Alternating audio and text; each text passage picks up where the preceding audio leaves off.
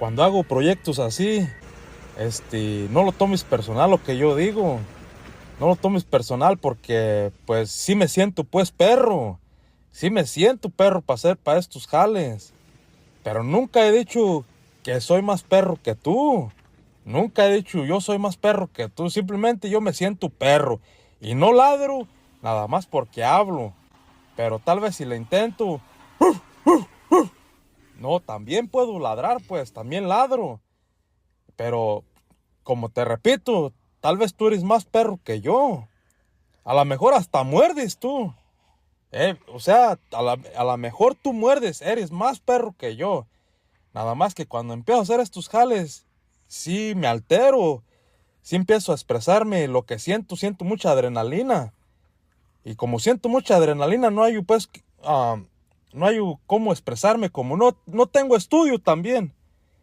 Todo lo que aprendí lo he aprendido en las calles. O sea, me comunico con las personas me entienden, pero no de la mejor manera que tú quisieras. No sé si me explico, pero sí me siento pues perro también. Ay, a rato mejor.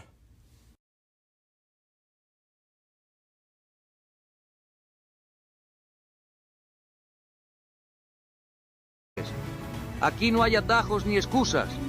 O peleas por lo que quieres, o te quedas viendo cómo alguien más lo toma. La vida no es justa, chico. Te va a golpear, te va a derribar y va a intentar convencerte de que no puedes. Pero ahí es donde tú marcas la diferencia.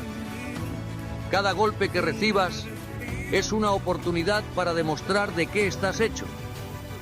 No importa si te caes 100 veces, lo que importa es que te levantes 101.